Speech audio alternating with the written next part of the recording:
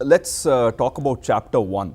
This is a very interesting chapter which sets the premise for the rest of the text. So here the starting off itself is that with Dhritarashtra asking about what is happening in the war, and the explanation of how Duryodhana gets afraid by looking at the Pandava army. Although numerically they are much bigger, they have 11 Akshohinis and Pandavas have only 7, but Duryodhana is afraid. He is looking more at the great warriors, and when he talks to Drona. And then of course Arjuna comes and he tells Krishna that take me there, I want to see the people who are supporting the evil Duryodhana. And the moment he stands in between the two armies and he sees people who are all familiar to him, because they are all like cousins and friends and uncles, and then he breaks down. Now the reason of course is not that he is afraid of war. He has fought many wars. And also interestingly, he has fought the same people. When he was Brihannala in the Virata Parva, he fights against the same people. But now he breaks down. So that's a very interesting setting. It's also very interesting in chapter 1, there are a lot of subtleties. Like Dhritarashtra starts out saying, Mamakaha Pandavaha Chaiva. Yeah. So he's telling my people and the Pandavas. Well, Arjuna is saying that all are my people. Yeah, it shows the mentality. Usually what is in your heart comes out in your words.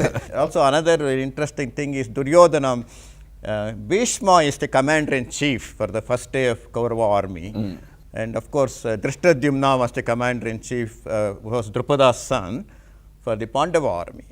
But Duryodhana goes and approaches Drona, because he somehow feels he doesn't like Bhishma, because Bhishma is a soft corner for the Pandavas. So he ignores Bhishma and goes to Drona. And he says, like this army is headed by Bhishma, that army is headed by Bhima, which is not Bhima true. was not even heading the Pandava army, it was Drishtadyumna. But Duryodhana sees only Bhima means something for him, because Bhima will give a tough fight. All the others are softies for Duryodhana as far as he is concerned. And also it's interesting when he introduces to Drona, he praises Drupada's son, because Drona and Drupada had animosity.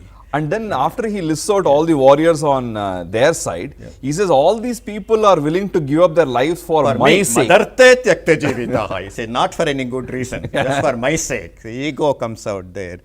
It's kind of, it's also telling for Drishtadyumna, who is the commander-in-chief for the Pandava army, he is introducing him to Drona saying, Tava Shishyena Dhimata, he is your disciple. It's like telling that your disciple has become the commander-in-chief, whereas just first day he is just an ordinary soldier, Drona. So it is just like your own student has become head of CSIR, whereas you are still a professor in an Acharya Pathshala. Like that. So it's almost like that. So he just wants to enrage Drona so that Drona will give a very tough fight. And also he ends up enraging Bhishma, because he will start roaring like a lion and blowing the conch. He kind of feels that Bhishma, army led by Bhishma is weak, because even though it has more people, it has 11 Akshohinis, but he still thinks that because the commander-in-chief has a soft corner for the Pandavas. So he kind of ridicules him in a way. Balam Bhima Virakshitam versus Balam Bhishma Virakshitam. And in fact, Bhishma recognizes that Duryodhana is kind of feeling stressed. So he says in the Gita, it says, Tasya Sanjanayan Harsham, to cheer him up. Then he blows the conch. So it's kind of, there are a lot of subtleties like that. His side, he says it very briefly. Whereas on the Pandava side, is Anyecha Bahava Shuraha, like that he says, Bhima Arjuna Samayudhi. Bhima and Arjuna are considered as the greatest warriors on the Pandava side. And he says many of them on that side are like Bhima and Arjuna. He says, in fact, he gives extra credit. I don't think there were that many people equivalent to them, but he grants that kind of power just to show how And also it's kind of a interesting thing, even today in the media, if the media is supporting one political party, they paint the other politician as really powerful and going to win a lot of votes and has great influence, which is much more than what they really have. Exactly. They create paper tigers, basically. Same thing was done with Saddam Hussein, who was made a paper tiger by the media. Not by the politicians, but by the media made it. So Arjuna goes and he says, I want to see who are the people who are supporting the wicked Duryodhana, and then he breaks down. So what is the reason for his breakdown? Because he is not afraid of war. He has been fighting all his life. Yes. He has worked very hard to get special weapons to fight this war. Exactly. Yeah. Okay, he has done some tapasya for 1 year and got the special weapons from Shiva, and his father has done a lot of circus and got this thing from Karna. So all this thing has happened. He is ready for this war. He is prepared, and then last minute he is just dropping out. I think he calling us Vajana must have won. When he called my people, then he breaks down. Sentimentality shows up because he addresses all of them as relatives, grandfathers, uncles, and things like that. I think it is a momentary kind of, you can call it as that kind of a weakness. Temporary insanity. Temporary. They call it as asthana. That at that time it became like that. In fact, in later Krishna himself says, you do as you please. If you don't want to fight war, that's all right. But you will only regret, he says, because you have always been a warrior all your life. You are preparing for this. When you walk away from this today because of that momentary insanity, then you may regret later. A week later, you may feel, oh, I should have fought that war, like that. So Krishna himself says that. Whereas he doesn't tell anything to Balarama. When he says, I am going to walk away and do that's very interesting, because Balarama was sure he didn't want to fight. Yeah, he doesn't ask. He said he will go away on a pilgrimage, and he only shows up on the final day when Duryodhana and Bhima are fighting. Krishna never stopped him because he had no doubt. He was sure. That is another very interesting concept in Sanatana Dharma. We don't give advice unless it is sought. You don't keep on going, okay, distributing advice. Only when it's sought you give. Otherwise you kind of accept. You let go. And later he says the same thing in 18th chapter also, that don't give this advice to people who don't want. People who are not ready, who don't want, don't give this. Then another thing that Arjuna's point of view, he suddenly begins to worry about the dangers of war. He says, oh, if there is a war, then you know, families will be destroyed, and when families are destroyed, then the women of the families will get violated, there will be anarchy in society. So he suddenly gets worried about having a war, because basically any war results in to that, this whatever he says. It's a logical conclusion. It's a logical conclusion.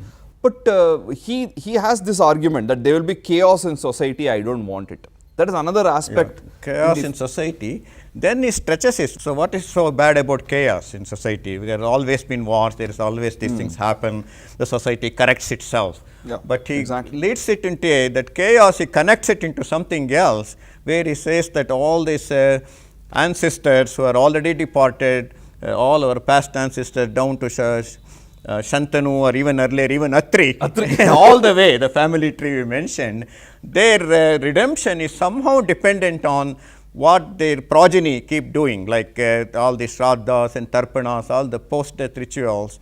These are done, and this is like a Christmas light running from your home down to the road. It doesn't matter where you cut that, all the light goes off. So it's almost like that, this link from the earliest ancestor down to the present. So he believes very strongly in that. So when in the war, when the confusion happens, when you have to do these rites, you should know the name of your father, grandfather, and great-grandfather, 3 generations, but they connect to the rest. So when you don't know that, you cannot do those things. So he says that all these people, patanti pitaro shesham lupta pindodaka kriyaha, all those things he says, then by doing like this, they will eternally be condemned to hell. So it is not just a few people dying in this battle and some anarchy and that kind of thing. It is kind of the whole family. Also, there is no concept of eternal hell in our tradition. It's not there. Hell is very transient. You Heaven go is there, also you transient and come back. Yeah. Which, as he explains later on, you have done some good activities on earth, then you go to heaven till your merit is exhausted. Once your credit runs out, you come back, reborn. It's almost a daily event in a way. When I came by auto rickshaw from Jayanagar to Hari's place, that was hell. Once I came, it was heaven. Like that. So it is happening, nothing is permanent. That's the third worry of Arjuna, which nobody can answer really. The first one, you can say it's okay to kill relatives because they have been bad to you. Sometime you have to do these things. And who knows that you will kill them? You may get killed too. There is nothing like... But in Arjuna's concept, it doesn't matter whether all the Pandavas are destroyed or all the Kauravas are destroyed. all are my Still, people. they are all same family. Yeah. So it will be same problem for the side from Atri down to him. They will all be condemned to hell. So that's a very tough question for anybody to answer. Yeah. Instead of answering that question, although Krishna answered it, we have been actually quoted Arjuna as an authority. Almost all our orthodox acharyas have stressed us the importance of Shraddham and Tarpanam. Maybe I can tell a small anecdote here. My father, we used to get a Kolar Joisher. He was a very good astrologer. He never took any money. He only wanted coffee. I used to make coffee for him. So he would also not recommend any compensatory pujas. He will just tell, this will happen, bad will happen to you, nothing you can do about it. So what my dad would ask is, we are 4 brothers. He would bring our horoscopes and give it to him. It's not the typical question. The typical question is there a foreign opportunity? That was the kind of typical question at that time. And my dad won't ask that. Will all of them do my post-death rites? That was his question. All 4 of them. So that Joisha was getting tired every time the same thing. He said, Pandran Swami, Pandran. He said, Tamil listening. He will do all of them. He was also little suspicious about me. He would point extra. Will he also do? All of them will do, he said. And the funny thing is, my mom in the kitchen would call me and tell that you can do for your dad he wants, but when I die, please don't do any of these things. Because what I have done, being married to your father, is enough for whole humanity.